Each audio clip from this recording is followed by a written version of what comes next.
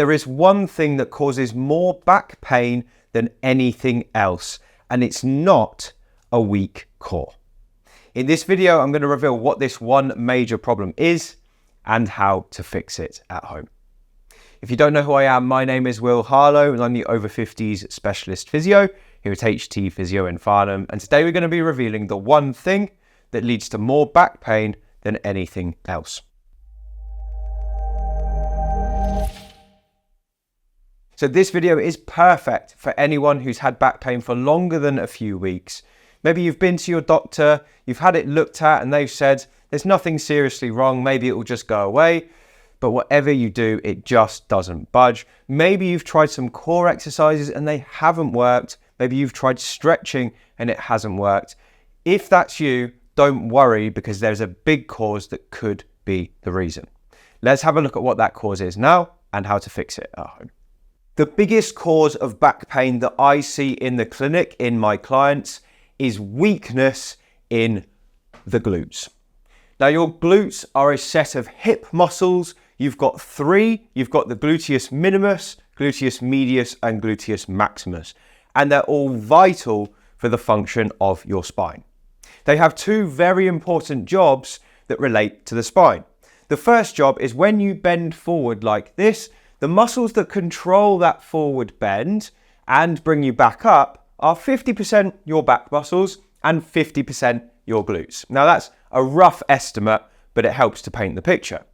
Now, one of the problems that happens with the glutes is many people end up with weakness in their glutes, primarily through sitting for too long for much of the day. And then that means that instead of 50-50 when you bend, it's now 80% your back doing the work and 20% your glutes. Now, the back is nice and strong. It can cope with this for a while, but over time, it gets tired, it gets tight, and then that can trigger back pain. Now, the other thing your glutes do is they control the alignment of your pelvis. So they stop your pelvis from dropping down to one side when you walk. Now, if you've got weak glutes, we can still walk with a stable pelvis, but the muscle now that starts to keep your pelvis up is your back muscles, your quadratus lumborum. So now that muscle is having to pull up because the glutes on the other side aren't able to do their job. And again, more and more walking will then start to lead to back pain. So this video is perfect for you if you've been suffering with an achy lower back that just won't go away for a long time. Maybe it hurts when you bend and twist, or maybe it hurts when you walk. And the more you walk, it just gets worse and worse and worse. These are all signs of weak glutes, and we're going to be showing you right now how to fix it. So I'm going to show you the exercises we're going to do to fix your weak glutes and hopefully stop back pain in its tracks. Now, before I show you the exercises, you just need to know that these are not going to be suitable for every person with back pain or for every case. Make sure you get checked out by your healthcare professional before you put them into action, and definitely avoid them if they cause you any pain.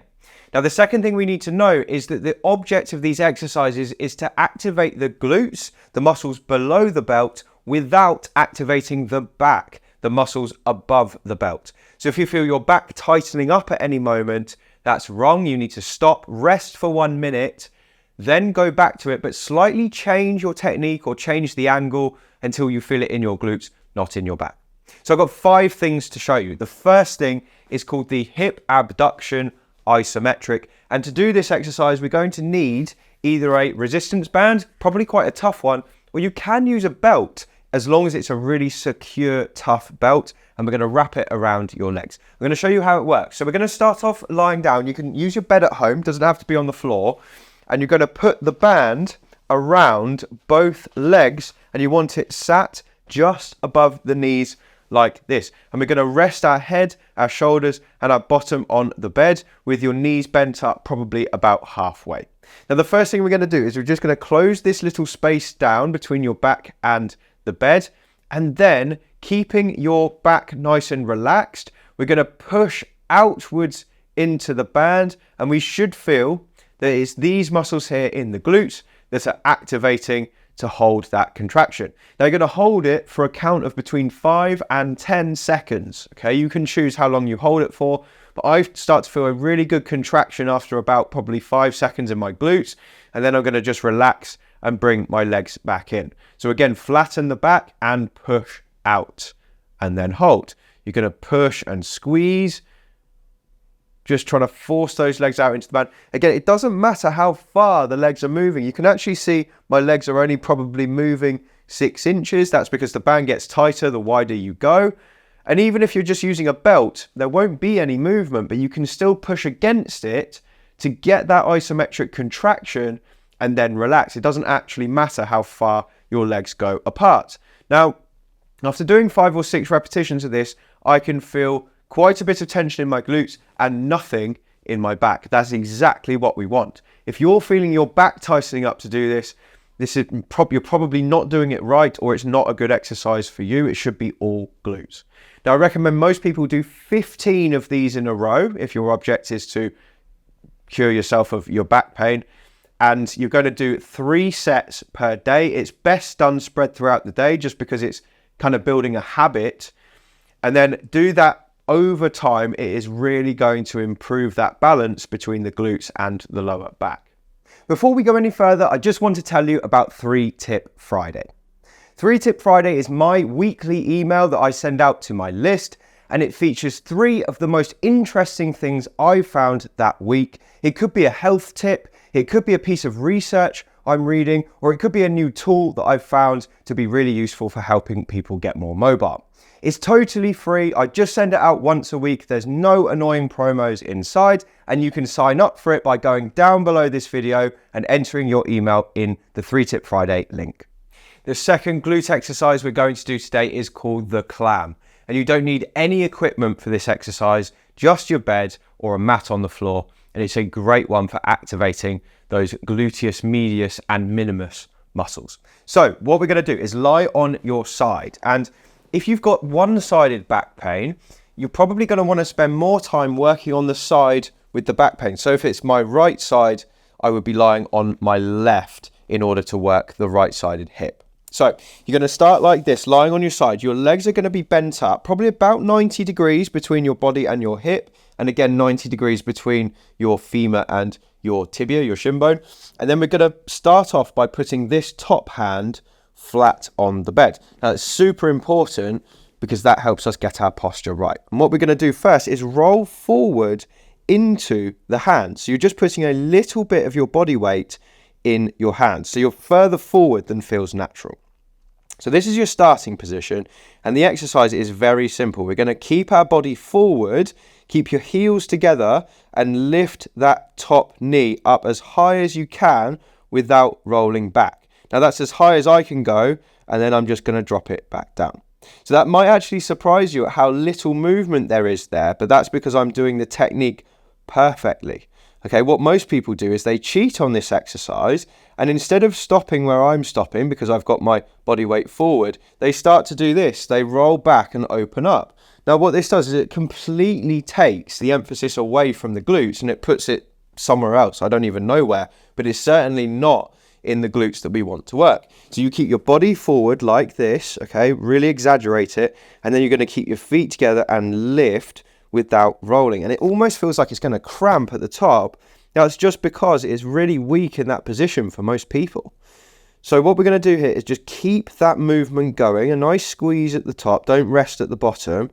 I can really feel the burn here, even though I've not got any resistance there whatsoever. So you're going to work up to a set of fatigue. That could be 10, it could be 15, it could be 20, and then roll over and do the other side. And you want to again do that about 3 times per day for best results. Now, if that was very easy for you, we're going to make that slightly harder. So the third thing we're going to do is exactly the same, but this time with a resistance band. Now we want a much lighter resistance band than what we used before. So I've got the thinnest resistance band I could find. It's very stretchy. And this time we're going to put it around both legs. Again, just above the knee. And we want it tight so that it's almost like pulling the knees together. And then nothing changes. We're going to go back into the same position as before. Put your weight through your hand at the top. Keep those feet together and then lift up as high as you can without rolling back, and then slowly back down like that. And that's 1. And then I'm going to go again. So up, squeeze at the top, and then back down. Now the discipline in this is in the technique. So most people will absentmindedly do loads of these and say they can't feel it. But if you do it perfectly with good technique, I guarantee you won't be able to do as many as you think you can before it starts to get difficult. So again, this one you probably won't be able to do as much if you've got even a little resistance band, but keep going until you get that working ache below the belt. Remember, not above it, below the belt. 3 sets of that, and then you can move on to the next exercise.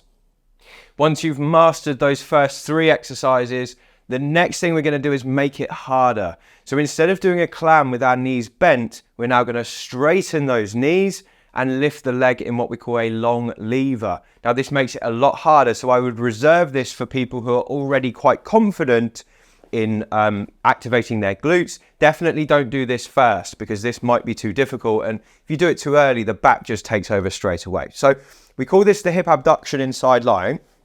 So you're going to lie nice and straight like this. Again, exactly the same as the clam, but this time both legs are straight. We still want that top hand on the bed, and we still want to be rolled forward like this, okay?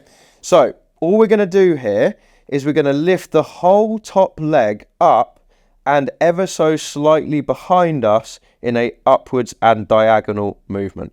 Now your cue to stop is when you feel like this muscle really tightens up here, just below the belt line, and then you're going to drift back down and just touch your feet. Then you're going to go straight back up again, so up and back. Now, if you can see my foot here, you'll notice I'm leading or trying to lead with the heel. So the heel is the uppermost part of the movement, which means I've slightly turned my leg inwards. That just preferentially activates the gluteus medius and minimus and is exactly the area we want to work. Now, it's super important here that we try and keep your back relaxed as you do this. So if you're confident taking your hand away from here, you can put it on your back and just check that it's not tensing, particularly here at the top of the movement. All the tension should be down here.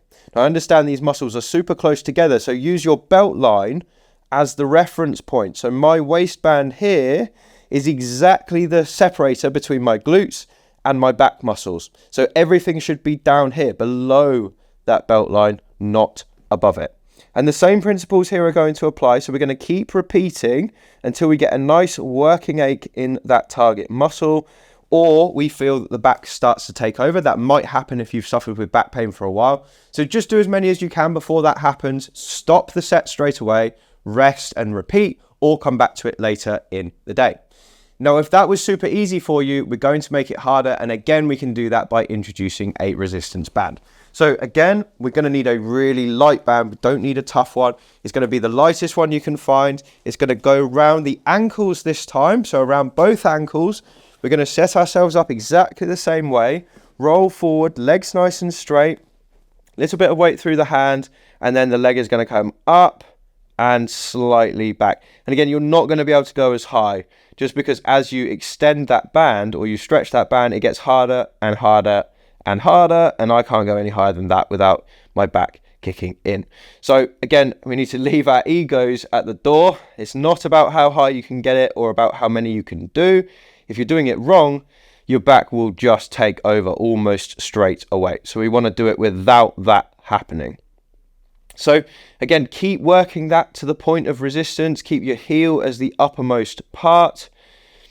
And then congratulations, you've just done a great routine to strengthen your glutes, to take some emphasis away from the back. And a couple of months of that routine, maybe not even every day, 4 times a week is great, is going to go a long way to fixing many, many cases of back pain. So that's why the biggest cause of back pain is not a weak core and what to do about it.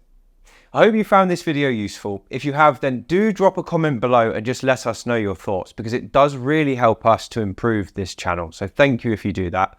Make sure you like this video and subscribe to the channel so you'll be the first to hear about our new videos.